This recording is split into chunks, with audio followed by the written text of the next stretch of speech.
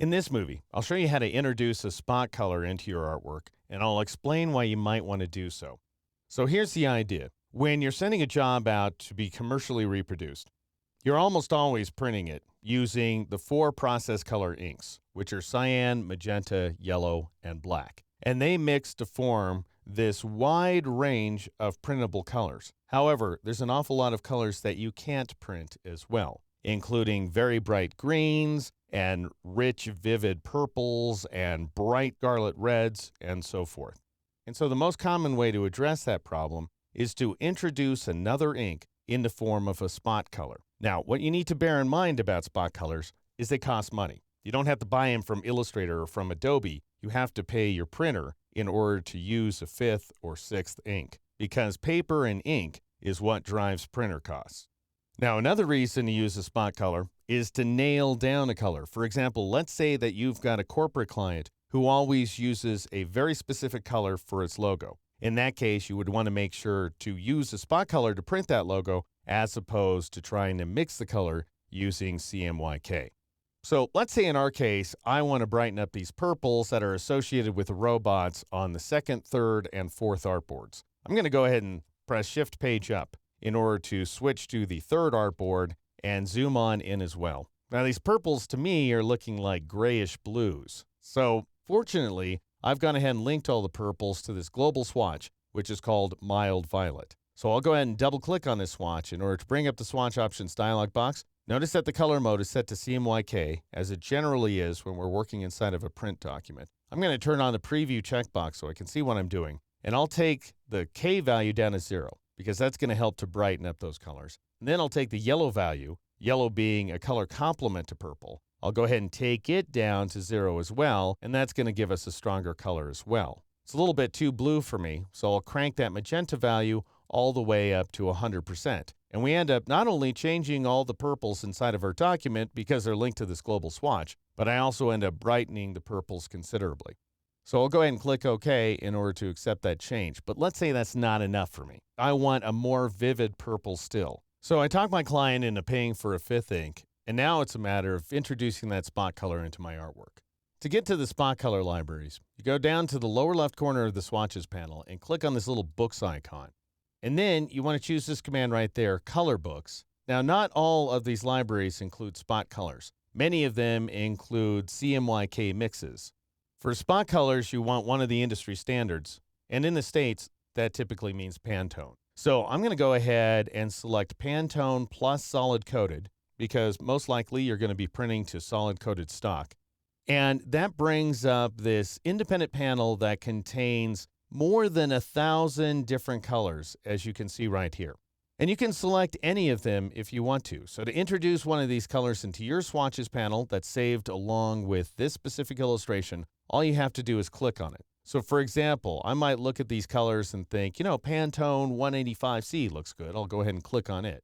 And that adds that color to the swatches panel. Now notice this little dot that appears inside of the white triangle. The white triangle indicates a global color swatch, like the mild violet one that we just got done modifying. This little dot indicates that we're working with a spot color that's going to print to a separate plate.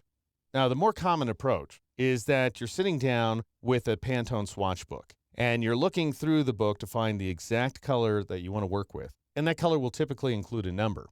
Then you click inside the Find field, and you dial in that number. In my case, it's 266. And that's going to go ahead and select that color automatically from the list. In my case, down here in the lower right corner. Then you just go ahead and click on it to add it to the swatches panel. All right, now I'll go ahead and close the Pantone panel.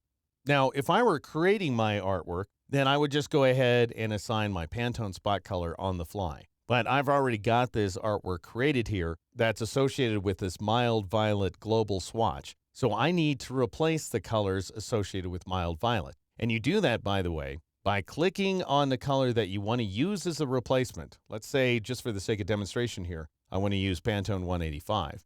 And then you Alt-drag or Option-drag that swatch onto the global swatch. And you can see I've got this little fist with a plus sign that's showing me I'm going to replace the colors associated with mild violet. It'll still be called mild violet, as you can see here, but it becomes the spot color, hence the little dot, and we're replacing the colors inside of the artwork. course, I don't want to use that red. I want to use the purple instead. So I'll click on it, Pantone 266, and then I'll Alt drag or Option drag it onto mild violet. All right, the next thing we need to do is subscribe to the proper naming conventions. Because if I stick with mild violet, then my printer is going to output an independent separation that actually says mild violet on it. And they're not going to know what in the world mild violet is. They don't have an ink sitting around that they can mix called mild violet, where they do have the ingredients to mix Pantone 266C. So you need to get that name exactly right. I'm going to double click on that Pantone swatch so we can see something here. Notice instead of having color mode set to CMYK, as it usually is when making a swatch, it's set to book color, which isn't even normally available, as you're about to see.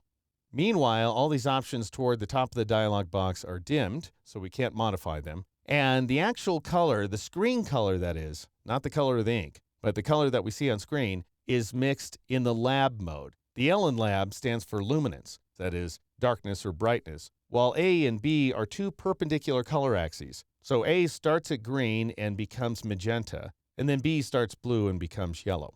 Now, it's not really necessary that you understand exactly how lab works, but the idea is this is a device-independent color model. So it has nothing to do with your printer. It has nothing to do with your screen. It's designed to emulate the colors that you see in the real world. All right, I'm going to cancel out of there. But you do need to remember this, Pantone in all caps, space, 266, space C, or whatever it says up there. You have to write that down or memorize it, then cancel out. Now go ahead and get rid of these two Pantone swatches. We don't need them anymore, and they're going to confuse things if we keep them. So I'll click on one, shift-click on the other, and press the Alt key or the Option key on a Mac, and click on the trash can icon in order to get rid of them. Now, double-click on the mild violet swatch in order to bring up the swatch options panel. I'll press the caps lock key and dial in Pantone 266C, like so, just one C. And the color type should be spot color. The color mode is lab, as you can see here, and these are the same values we saw just a moment ago. But I want you to notice, we do not have the option of selecting book color. So just leave it set to lab. Don't change that. It's not going to change how the ink outputs because the ink is the ink. It's just going to change how things look on screen if you go modifying these values. All right, now I'll click OK in order to accept the change to the swatch name. And now notice if I were to double click on a swatch once again, that Illustrator automatically recognizes it as being a book color because I entered the right name. That's all there is to it. And it went ahead and dimmed these options toward the top of the dialog box as well, which is exactly what we want. All right, I'll go ahead and cancel out of there. So just to give you a sense of what we've managed to achieve here, I'll switch over to a previous version of my illustration. And you can see before we had these very dim by comparison purples. Now we have much more vivid colors to work with, thanks to our introduction of an independent ink in the form of a Pantone spot color here inside Illustrator.